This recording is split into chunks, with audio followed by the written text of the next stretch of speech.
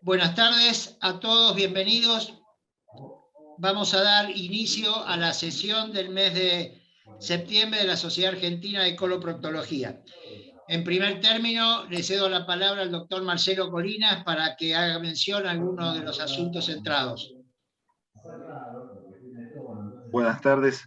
Desde la Comisión Directiva de la Sociedad tenemos el agrado de anunciar que la Revista Argentina de Coloproctología, por resolución número 2021-1295 de la dirección del CONICET, ha sido incorporada por el término de 3 años a la base de datos de revistas científicas y tecnológicas de dicha entidad.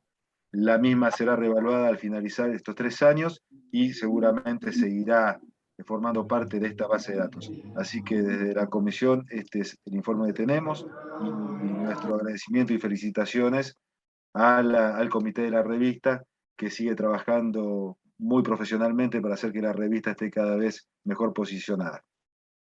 No tenemos ningún asunto entrado adicional. Muchas gracias, Marcelo. Entonces vamos a dar inicio a la lectura del primer trabajo. Rara presentación de metástasis de cáncer de colon. Doctor Moreno Lisandro, jefe de sección. Doctora Gamarra, residente de tercer año. Doctor Rossini, médico de planta. Doctor Bruno, jefe de sección. Y doctor Sorraquín Carlos, del Hospital Posadas. Doctor Moreno, ¿va a leer el trabajo? El doctor Sorraquín. Sí, yo, Lisandro Moreno. Muy bien, te escuchamos, Lisandro. Bueno, hola, buenas noches a todos. Bueno, vamos a presentar un caso que tuvimos en el hospital, que es una rara presentación de una metástasis de cáncer colorectal. Es una paciente de 40 años, como antecedente de relevancia obesa, y consulta a la guardia por un dolor súbito, de intensidad 10 en 10, referida por ella, intermitente, que si bien comienza en abdomen derecho, comienza a migrar hasta focalizar en el abdomen izquierdo asociado a vómitos. Un abdomen doloroso, con defensa generalizada, reacción peritoneal y con parámetros con una TA 130-70, 100 latidos por minuto, con saturación del 99%. Como estudios complementarios de relevancia, una anemia de 30.5 con hemoglobina 9.8. Y comenzando con una acidosis láctica de 2.8. Estudios complementarios que se le piden de ingreso es una ecografía abdominal, como relevancia líquido perirenal a nivel de riñón izquierdo, a nivel de la topografía del vaso y polo renal superior, una imagen hipoecogénica de bordes mal definidos, sin señal Doppler color, que mide 66 por 46 por 57 milímetros, que podía estar en relación en una colección, sin líquido libre en cavidad al momento del estudio.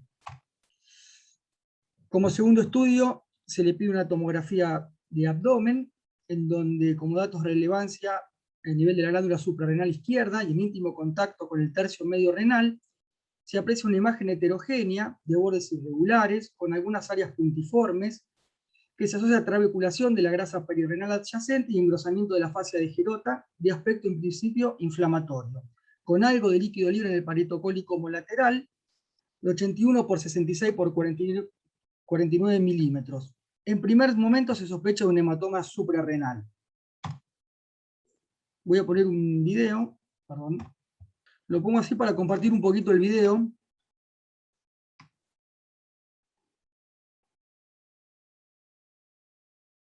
Ahí empieza la imagen próxima al riñón izquierdo, que en un primer momento, bueno, lo sospechamos como algo de la glándula suprarrenal izquierda, aspecto inflamatorio. En ese momento, los médicos de guardia interconsultan el servicio de cirugía general, que a las 6 horas de entrada del paciente ya tiene una nueva caída del hematocrito de casi 3 puntos, y por persistencia del dolor, reacción peritoneal, ya la paciente con una taquicardia un poco más marcada, hipotensión arterial, se decide cirugía. Se hace una laparotomía exploradora, una adrenalectomía izquierda y drenaje de un hematoma retroperitoneal izquierdo. Se envía la pieza anatomía patológica y se toma muestra para cultivo, que en los días posteriores es negativo. La paciente pasa a unidad cerrada con oxígeno complementario, extubada y sin necesidad de vasopresores. Esta es la pieza de la glándula suprarrenal. La anatomía patológica de la pieza con los marcadores informa que es metástasis de adenocarcinoma de origen colorectal.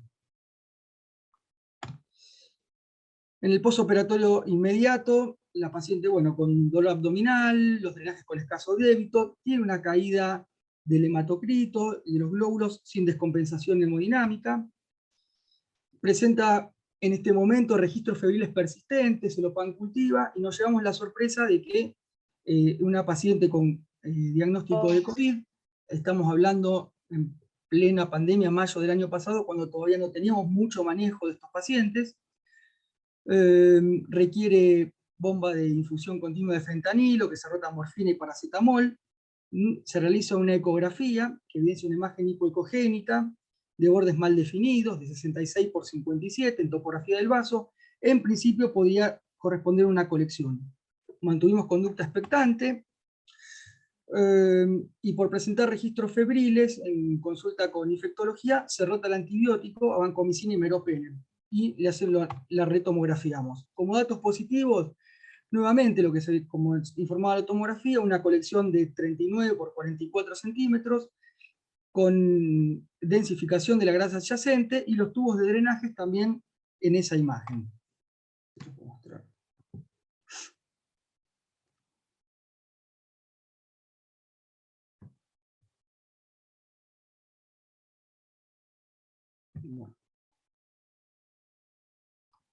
Bueno, en estos momentos, después de esta tomografía, nos costó bastante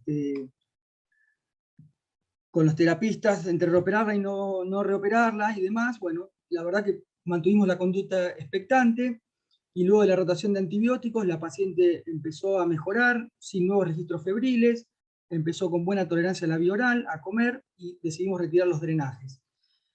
Ahí logramos pasarla al piso, pasó a sala general y continuó por clínica médica, cursando su enfermedad por COVID. Bueno, una vez en sala, sí, la empezamos a estudiar, se le realizó la videocolonoscopía, en colon a 30 centímetros del margen anal, se evidencia una formación friable, sanguinolienta, mamelonada, de crecimiento exofítico, que ocluye parcialmente la luz, que se logra franquear con dificultad, progresando hasta ciego. Hasta allí, la mucosa de aspecto normal. Se biopsió, mucosa infiltrada por adenocarcinoma. Los valores de los marcadores tumorales, normales. Esta es una imagen de la colonoscopía.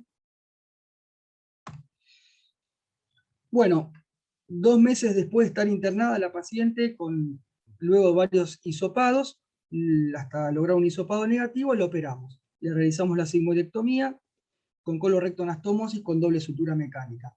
Esa es la pieza de la cirugía. La anatomía patológica, un adenocarcinoma bien diferenciado, un tamaño tumoral de 3.2 por 1.6 centímetros, una extensión tumoral hasta la grasa pericólica, márgenes libres de lesión neoplásica, sin invasión perineural, con un ganglio positivo de 14 aislados, con una estadificación patológica de T3N1A. El RAS y el BRAF no mutado. Es una enfermedad de estadio 4 por la metástasis previa en la suprarrenal. El alta hospitalaria fue a la semana de la cirugía, y continuó sus controles por cirugía y oncología. Realizó tratamiento oncológico, se hicieron 5 ciclos de Celox, luego se rotó a segunda línea con irinotecan cetuximab. La última tomografía de mayo del 2021 normal, con marcadores hechos hace 2 meses normales. Actualmente la paciente está evolucionando favorablemente y en seguimientos periódicos. Hicimos una reseña y una búsqueda bibliográfica, en donde, se vio que las metástasis suprarrenales en las neoplasias malignas primarias son frecuentes, pero los sitios primarios, sitios de los tumores primarios más comunes en las suprarrenales dan origen en los pulmones, mamas y en los riñones. Este es un trabajo bastante grande que encontramos, en donde la incidencia de metástasis suprarrenales de cualquier tumor maligno pueden variar entre el 8,5% y el 27%.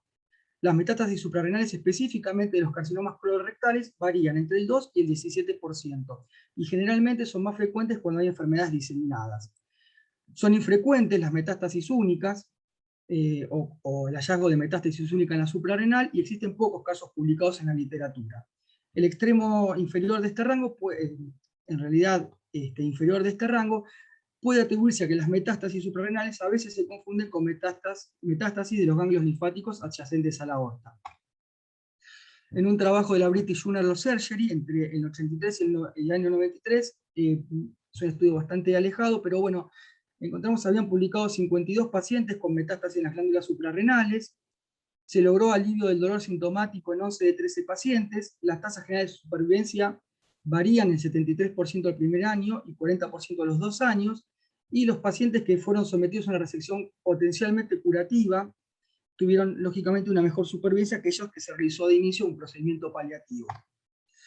Los sitios de tumor primario, nuevamente, el riñón como más frecuente, el pulmón, el colon, otras de origen desconocido y otros lugares menos frecuentes. El adenocarcinoma fue el tipo de célula histológica más comúnmente encontrado, y en 32 pacientes estaban asintomáticos en la evolución inicial. Este es otro trabajo en donde habla de qué pasa con las hemorragias de origen suprarrenal, asociadas a masas suprarrenales. Dice que la hemorragia suprarrenal espontánea con cualquier masa maligna subyacente suelen ser raros. Se revisaron los registros de 6 pacientes diagnosticados con hemorragia suprarrenal y una masa asociada en una sola institución. Se hizo una revisión exhaustiva en 133 casos publicados en la literatura. El diagnóstico patológico más frecuentemente notificado fueron feocromocitomas, y sí le siguieron las lesiones metastásicas en la glándula suprarrenal el 14%.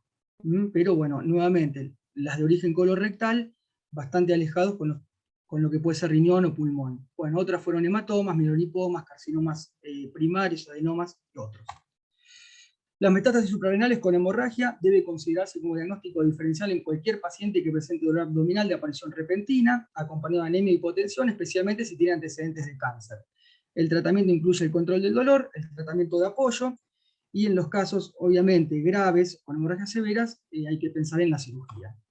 Como conclusión, llegamos a que las metástasis únicas en la glándula suprarrenal de origen primario del cáncer colorectal es poco frecuente, o muy poco frecuente, diría. La resección quirúrgica podría ser potencialmente curativa, siempre y cuando se piense y se realice la cirugía del tumor primario, como de la metástasis solitaria, aumentando la expectativa de vida en pacientes seleccionados. La forma de presentación de hemorragia suprarrenal es aún más rara, y en estos casos uno debe actuar con rapidez para no poner en peligro la vida del paciente. Bueno, muchas gracias. Bueno, muchas gracias. Está en discusión el trabajo presentado por el servicio del Hospital Posadas. ¿Comentario, algún aporte? Bueno, Lisandro, no hay comentarios al trabajo. Te agradezco, realmente un caso interesante, muy poco frecuente. Yo nunca he visto un caso como el que ustedes describieron. Así que les agradecemos que hayan traído el trabajo para leerlo acá en la sociedad. Bueno, muchas gracias. Gracias por la invitación, y sí, la verdad que raro. Gracias, saludos. Muchas gracias. Bueno, continuamos con el segundo trabajo. Calidad de vida posterior a la cirugía en cáncer de recto, comparación de resultados funcionales en cirugía abierta, laparoscópica y robótica. Doctor Lococo, Rodríguez, Cristian, Barbalace, Ledo, del Servicio de Coloproctología del Hospital Churruca. Julio, te escuchamos. Sí, ¿qué tal? ¿Qué tal? Buenas noches, buenas tardes. Muchas gracias por permitirme esta presentación. Voy a compartir la pantalla. Bueno, el trabajo se titula Calidad de vida posterior a la cirugía en cáncer de recto y comparación de los resultados funcionales en cirugía abierta, laparoscópica y robótica.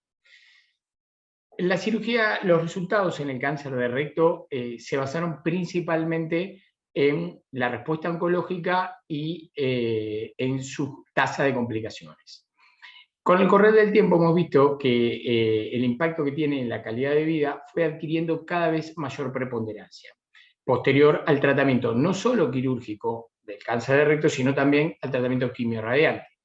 Esto podría deberse obviamente a que esta patología va apareciendo cada vez en pacientes más jóvenes, ¿no? Con lo cual, las disfunciones sexuales y urinarias son hoy complicaciones graves de la cirugía rectal y representan los factores que más influyen tanto en la salud física y emocional como en la calidad de vida global de estos pacientes. A su vez se asocia a estos trastornos una distorsión de la función intestinal conocida como síndrome de resección anterior o síndrome de Lars. Bueno, como les decía, siguiendo y teniendo como pilar lo expuesto por Hill en 1982 con respecto a la resección total del mesorrecto, hemos asistido en las últimas 3 décadas, hemos sido testigos de grandes avances en lo que es la cirugía, principalmente del cáncer de recto. A comienzos de los 90 surgieron las primeras publicaciones en cirugía laparoscópica, y a pesar de ser esta una técnica más dificultosa y que en aquel entonces ha sacado del confort a los cirujanos actuantes, fue adquiriendo, basándose en la escisión total del mesorrecto, fue adquiriendo cada vez mayores adeptos respecto a la cirugía convencional. Y es así como a comienzos de los años 2000, específicamente en 2004, la cirugía robótica demostró tener un impacto en lo que respecta a la calidad de sección total del mesorrecto, en la pieza, en la tasa de conversión y también en lo que son las disfunciones urosexuales. Bien, las publicaciones que se han dado desde aquel comienzo hasta la actualidad, con respecto a la funcionalidad posterior a la decisión total del mesorrecto, son de gran variabilidad cuando uno analiza las distintas técnicas. Es por ello que el objetivo de este trabajo fue comparar la calidad de vida de los pacientes operados por cáncer de recto en lo que respecta a la funcionalidad intestinal y a la esfera urogenital entre la cirugía convencional, laparoscópica y robótica. Ahora bien, como población y método, este es un trabajo de estudio de corte transversal mediante encuestas telefónicas. Y se realizó a pacientes que presentaron un cáncer de recto y le hemos realizado una resección rectal entre mayo del 2016 a septiembre del 2019, afiliados a la Obra Social de la Policía Federal. Para la selección de los casos se utilizó la base de datos prospectiva del Servicio de Coloproctología del Hospital Churruca, y como criterios de inclusión tomamos, obviamente, los pacientes portadores de cáncer de recto mayores de 18 años, de ambos sexos, que presenten la ostomía cerrada con un seguimiento mínimo de 2 años. Estos pacientes que cumplimentaron estos criterios de inclusión se subdividieron en 3 grupos de cirugía convencional, cirugía laparoscópica y cirugía robótica. En los criterios de exclusión tomamos a los pacientes que no pudieron ser contactados y no contestaron la llamada telefónica luego de 5 intentos. Los que se han rehusado a contestar estas encuestas, los que presentaron fugas anastomóticas, reoperaciones, alteraciones neurológicas y o hayan fallecido por causa de su patología oncológica u otras patologías que no estén relacionadas.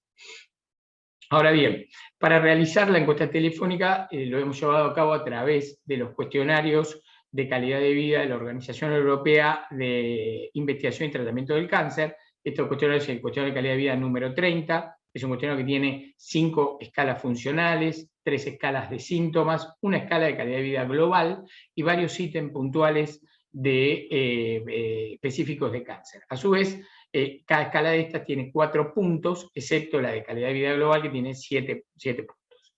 Ahora bien, el cuestionario número 29 es un módulo complementario al número 30 y es específico para el cáncer colorectal. Hemos convertido las puntuaciones brutas de estas escalas en un rango numérico que varía del 0 al 100, siguiendo las recomendaciones de las guías y de los manuales de la Organización Europea para el Tratamiento del Cáncer.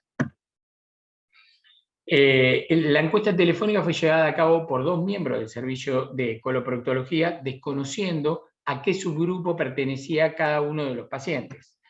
Con respecto al cuestionario de lo que es el score de Lars, es un cuestionario que evalúa la incontinencia para heces, la incontinencia para gases, la frecuencia evacuatoria, la disgregación de la materia fecal y la urgencia evacuatoria. Con ello se convierte en un rango de 3 puntuaciones y permite evaluar si está la presencia de Lars o no. O sea, sin Lars entre 0 a 20 puntos, con un Lars menor entre 21 a 29 puntos y con un Lars mayor entre 30 a 42 puntos. En los resultados, ¿qué es lo que nos está mostrando el flujograma de los resultados? Que entre mayo del 2016 a septiembre de 2019 fueron operados 81 pacientes por cáncer de recto. De estos 81 pacientes, 7 de ellos presentaron dehiscencia anatomótica, 3 presentaron reoperaciones en el posoperatorio inmediato, 5 no se cerró su ostomía por causas diversas, un paciente presentó una ACV en el postoperatorio alejado y 3 pacientes han fallecido. Esto nos da un total de 19 pacientes. Sumado a estos 19, 15 pacientes no pudieron ser contactados telefónicamente luego de varios intentos, y esto da un total de 34 pacientes que fueron excluidos del trabajo, quedando 47 pacientes que sí respondieron en forma completa y satisfactoria a las encuestas y se subdividieron en el grupo de cirugía robótica de 18 pacientes, cirugía laparoscópica de 13 y cirugía convencional de 16 pacientes. Si uno evalúa un poquito la tabla de lo que es las características demográficas, no hay una diferencia estadísticamente significativa en lo que respecta a la edad, al sexo, al body mass index, y ni tampoco a la altura del tumor. Pero sí está remarcado, y cabe detallar, porque creo que es realmente importante, que en el grupo de cirugía robótica, de los 18 pacientes, 12 se encuentran por encima de los 7 centímetros del margen anal. Y la quimio-radioterapia neoadjuvante que fue aplicada sí tuvo una diferencia estadísticamente significativa con una P de 0.02, en donde se aplicó en el 81% de la cirugía convencional, 84% de la cirugía laparoscópica y 44% de la cirugía robótica. ¿A qué puede ser debido esto? Esto se debe a que los pacientes que se incluyeron en este trabajo forman parte de la primera parte de la curva de aprendizaje del método de cirugía robótica, con lo cual la selección de ellos fue más exhaustiva y se dio más cantidad de pacientes T1 y T2 que están operados por arriba de los 7 centímetros del margen anal y que no requerían tratamiento oncológico.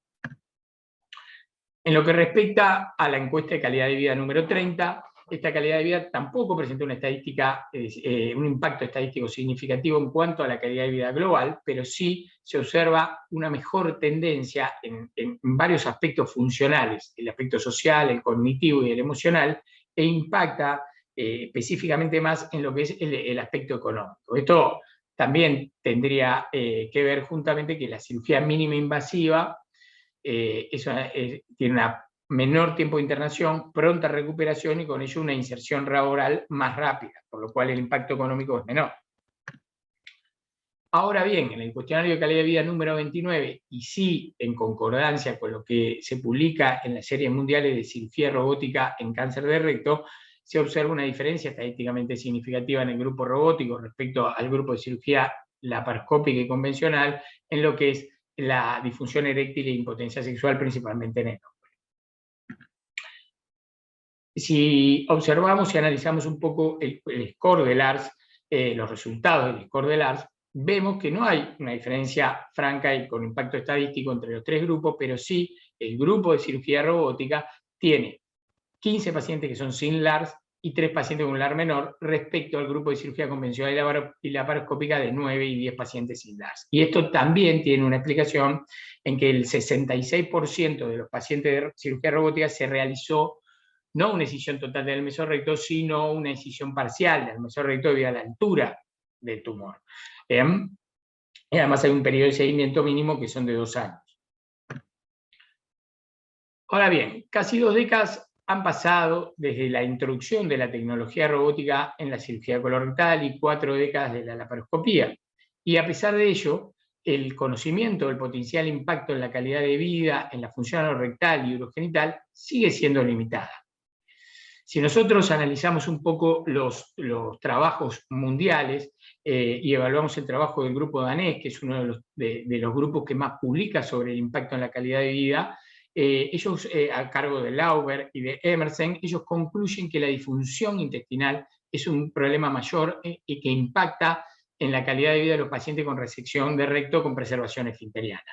El riesgo de tener un LARS mayor, que se da en la serie de ellos de un 46%, se encuentra incrementado en forma significativa posterior a la neoadjuvancia y al tratamiento de decisión total del mesorrecto. En nuestra serie los resultados del LARS no dieron una diferencia estadísticamente significativa en los 3 grupos y por ende no existe una concordancia con los datos expresados en los Países Bajos. Ahora bien, analizando uno de los trials randomizados, que es el COLOR 2, donde compara los resultados entre cirugía laparoscópica versus cirugía convencional y haciendo un hincapié en lo que es la esfera urosexual, el Color 2 concluye que es común que los pacientes con cáncer de recto presenten un cierto grado de disfunción sexual y que esto, posterior al tratamiento, se incremente. Ahora bien, la laparoscopía no ha demostrado, en este caso, tener un impacto significativo favorable respecto a la cirugía convencional, con lo que prende una alerta también para pensar que será solamente la cirugía la que genera mayor impacto en la disfunción urosexual y no así la neoadjuvancia que nosotros estamos aplicando en estos momentos. Habría que evaluarlo, habría que verlo, y hay varios trabajos ya que están realizando ese tipo de comparaciones. Otro de los trabajos es un trabajo de Oriente, de Young, es un trabajo de 2019, un metaanálisis sobre 8 estudios que comparaban la calidad de decisión total del mesorrecto y los resultados entre cirugía robótica y cirugía laparoscópica, y solo en 2 de ellos puso hincapié en lo que es la disfunción eréctil y no observó diferencias estadísticamente significativas entre lo que es la cirugía robótica, y la cirugía laparoscópica. Ahora bien, esto es lo mismo que nos dejó ver el trial roller, que es el trial en este momento randomizado, multicéntrico, que evaluó los resultados de cirugía robótica versus laparoscópica con 2 brazos de 200 pacientes, y en cuanto a lo que es la disfunción sexual, tanto en la mujer como en el hombre, hizo la comparación a los 3 y a los 6 meses, y se observó que a los 6 meses no hay una diferencia estadísticamente significativa entre lo que es la cirugía robótica y la cirugía laparoscópica. Uno de los cirujanos que más experiencia tiene en lo que es cirugía de recto por vía robótica es el doctor Kim en Corea. Él hizo un trabajo en el 2018 sobre el impacto de la cirugía robótica en calidad de vida, en lo que respecta a la funcionalidad tanto sexual y urogenital, y concluyó que la cirugía robótica nos da una mejor calidad de resección de la pieza, de la decisión total del mesorrecto, y esto provoca un menor impacto de daño sobre el plexo neurovascular hipogástrico, generando menor lesión a su vez y teniendo menor impacto en lo que es la esfera urosexual, mejorando la calidad de vida comparándolo con la cirugía laparoscópica. Y esto sí condice con nuestra serie, en donde hay una P significativa en cuanto a la impotencia sexual en el hombre. Ahora, como ven, los resultados son bastante dispares y bastante disímiles y van dependiendo mucho de la experiencia que se va haciendo con el método robótico también. Con respecto a las limitantes de nuestro trabajo, uno de los puntos más relevantes creo que es el N, el número de casos donde no hay un impacto estadísticamente significativo por el mismo, y esto tiene que ver con que es una serie obviamente inicial. Y si bien en el servicio contamos una base de datos prospectivos, la cirugía robótica es un procedimiento nuevo en nuestro medio, y con lo cual no contamos con datos funcionales preoperatorios y sí posoperatorios. Sería adecuado tener datos previos de la funcionalidad anorrectal y de la esfera urosexual para poder evaluarlo después. Entonces, como conclusión, la calidad de vida global es comparable en los 3 grupos, siendo la necesidad de los pacientes de una calidad de vida buena o aceptable uno de los principales aspectos de la cirugía actual en lo que es el cáncer de recto. La clave, creemos nosotros, que podría ser la cirugía a medida, en donde se elija la mejor técnica según el caso y según la experiencia del cirujano para actuar sobre esa técnica. Bueno, de ya, muchas gracias y quedo abierto a las preguntas. Muchas gracias, Julio. Impecable la presentación del trabajo, realmente muy, muy interesante. Así que bueno, queda en discusión el trabajo presentado por Julio Lococo del hospital y el servicio del Hospital Churruca. ¿Alguna pregunta, algún comentario? Doctor Lumi. A desmutear. Ahí estoy desmuteado. Buenas tardes, Luis. Buenas tardes a todos. Gracias por esta presentación de los 2 trabajos, del anterior, un caso muy raro, y de Julio, que también una presentación muy linda. No, solamente para hacer hincapié en que la bibliografía, incluyendo la de ese primer trabajo de Lauber, y la comparación que se hace generalmente es de la cirugía versus la quimio-radioterapia, la resección anterior versus, junto con decisión total del mesorrecto, y versus, por ejemplo, el Watch and Wait, trabajos publicados por los grupos de San Pablo, y que todos los tipos de cirugía y todos los trabajos coinciden, que en los tipos de cirugía, independientemente que sea robótica abierta o laparoscópica, en un comienzo, quizás después veremos cuando haya más grupos, Julio es totalmente de acuerdo con lo que decís, Claro. depende del nivel de la anastomosis. Tan es así que Claro, pues. los resultados funcionales dependen del nivel de la anastomosis. Tan es así que nosotros hemos comparado 30 pacientes en dos grupos, un grupo sometido solamente a a escisión total del mesorrecto con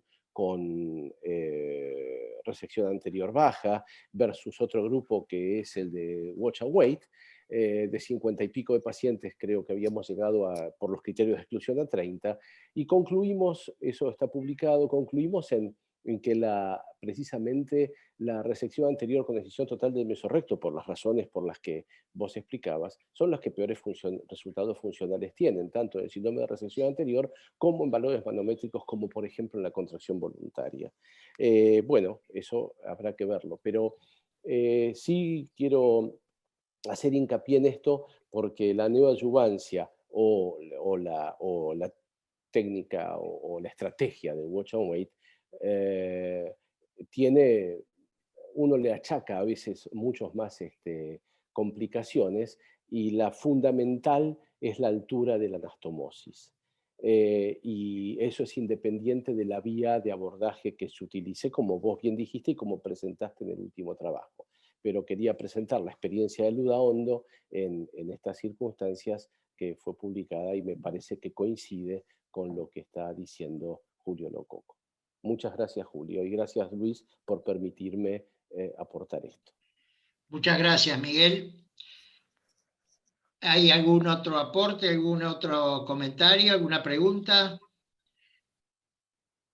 Hay un mensaje del doctor Minetti. Pregunta el doctor Minetti si el grupo robótico tuvo tumores más altos y menos neoadyuvancia. La mejor función sexual no estaría relacionada con esto y no con el abordaje. Claro. No, sí, eso lo aclaré yo, lo aclaré en el trabajo, que creo que es el punto, ¿no? Digamos, que a tener a la altura del tumor y no hacer una excisión total, sino parcial, obviamente ahí hay un sesgo con respecto a que no tenemos tantos trastornos de la esfera sexual. Ahora, sí estoy de acuerdo con lo que decía el doctor Lumi, que a nosotros nos encanta operar, nos encanta incluso abogar en técnicas nuevas, tratar de mejorar todo esto, pero hacemos daño. Hay que tener claro que hacemos daño. Cuando operamos hacemos daño. Independiente de la técnica, de lo que uno pueda hacer, terminamos haciendo daño, y bueno, tenemos que tener en claro eso, tenemos que tenerlo muy en claro, y por eso ser muy estricto, concienzudo cuando vamos a decidir las cosas, ¿no? Me parece eso que es importante, uno lo va viendo con el paso del tiempo también, es así, ¿no? Gracias, Julio. ¿Alguna pregunta al doctor Lococo? ¿Algún aporte? Otra vez yo, si puedo hablar. Pero por supuesto, Miguel. Claro, Bienvenido. porque, Julio, el síndrome de la resección anterior, en coincidencia con lo que dice el doctor Minetti, está relacionado claramente con el recto remanente. Entonces, si las cirugías son, y el daño en la esfera urogenital también, si las cirugías son en el recto medio hacia el recto superior y la escisión del mesorrecto es parcial, cosa que tiene que ser total, porque Claro. una cosa es lo funcional y otra cosa es lo oncológico. Entonces, a 7 centímetros tiene que ser total, no tiene que ser No, parcial, no. total. Yo lo que le decía es que eran mayores a los 7 centímetros, no que están a 7. No que están, hay algunos, Bueno, obviamente, que han estado a 7, pero lo ponemos mayor a 7 centímetros, porque lo podemos poner a 7, a 8, 9, 10, vamos viendo. bueno, pero no, 7, 8, 9, 10, ya empezamos con muchas diferencias. Claro, bueno, por eso, son mayores a los 7 centímetros. Eso Entonces, abarca un número. claro, el síndrome de resección anterior va a ser cada vez menor. Claro, exactamente. Entonces, las alteraciones funcionales, a medida que uno va siendo la anastomosis más alta, son cada vez menores. Menores. Claro. Bueno, pero eso quería aclarar. Muchas gracias, Miguel. ¿Alguna otra pregunta? ¿Sigue en discusión el trabajo del doctor Lococo y del servicio del Hospital Churruca? Julio, vos ya respondiste los comentarios. ¿Querés decir alguna... completar algo a los comentarios del doctor Lumi, del doctor Minetti? No, me parece acertado los comentarios, obviamente, además que son las personas que tienen más experiencia en el país, y no sé si en América, en cuanto a lo que es funcionalidad no rectal, eso obviamente que lo respetamos y lo escuchamos mucho. No, pero coincidimos plenamente. Obvio, claro, porque es así. Coincidimos plenamente. Sí, totalmente, es así. Por eso nosotros ahora, después, seguramente con el paso del tiempo, vamos a presentar algunos, vamos a ver más tumores que ya hemos resecado más abajo y vamos a ir viendo y poniéndolo en la misma serie para que obviamente tenga, además del impacto, seguramente los resultados van a ir variando. Muy bien.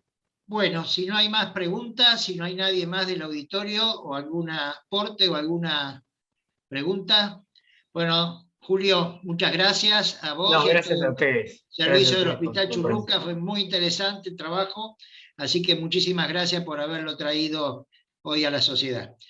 Entonces, si no hay más aportes, damos por finalizada la sesión. Muchas gracias a todos, los esperamos en el mes de octubre. Muy bien. Muchas gracias, Julio. Gracias.